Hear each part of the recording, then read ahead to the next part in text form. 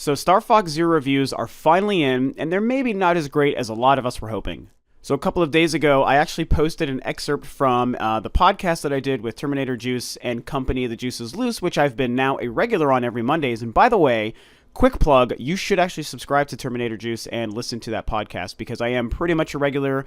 It's every Monday. For the most part, I'll be appearing on that podcast every Monday, which is pretty cool. And a couple other ones too. I did the Team Nintendo reboot podcast recently too, and I'm going to be back on with those guys soon as well. So I'm trying to get out and do more podcasts. I miss kind of chatting with people in this community. I know some really cool peeps, and you should also know these really cool peeps. If in fact you're a fan of my channel, you should definitely be a fan of all these guys as well.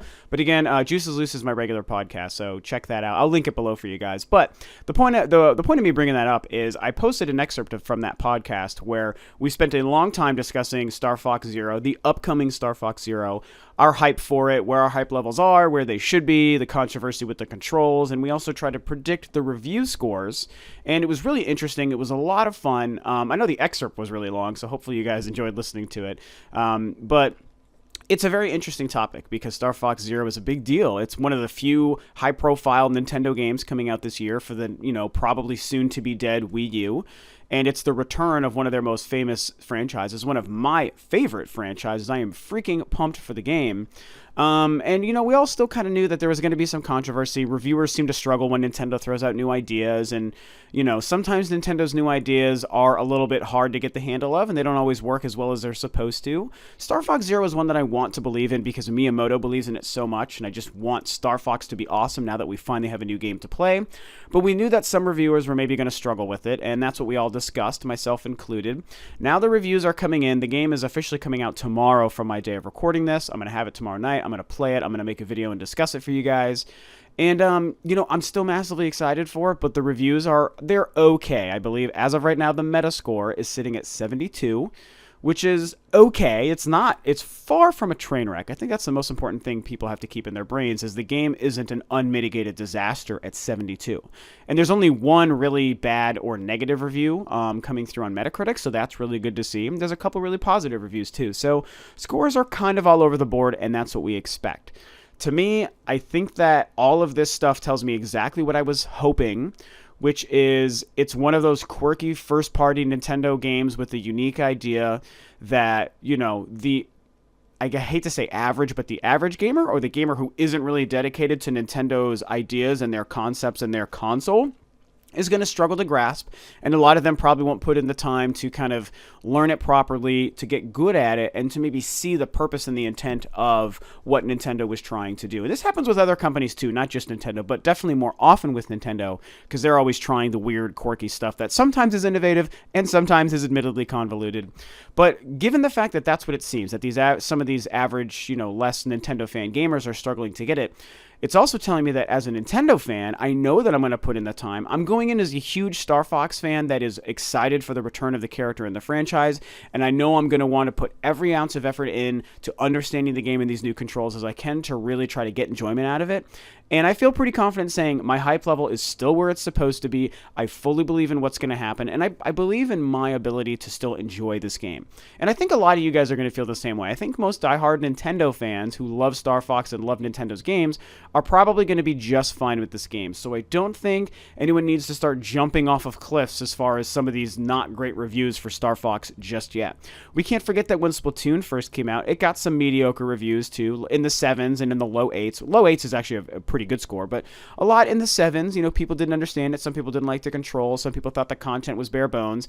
After time, Nintendo rolled out more content and made that game better. I think we may see something similar with Star Fox as well, but even if we don't, I think that time is still going to help this game because time is apparently what's needed to get used to these controls.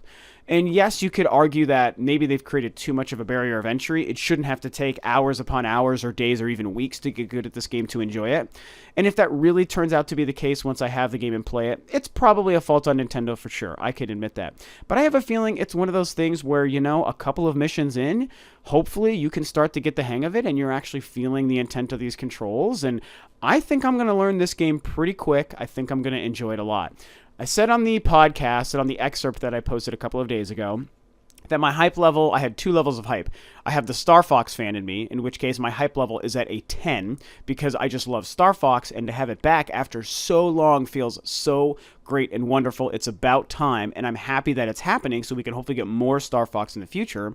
And then the more realistic version of myself takes a very tiny dip on that hype level because I understand that the controls might be convoluted. They might not be what they're supposed to be. They are a tough barrier of entry, and a lot of people don't seem to like them. And I haven't actually played them, so I have no frame of reference for what these are like yet. So the more realistic approach, again, very tiny dip. It's a 9, I would say, is my hype level, as far as a little bit more realistic. Yes, it's still a pretty high hype level, at a level 9, but that's because I can't remove the Star Fox factor from it, So that's kind of what's going on. Just another really quick video touching base on Star Fox Zero.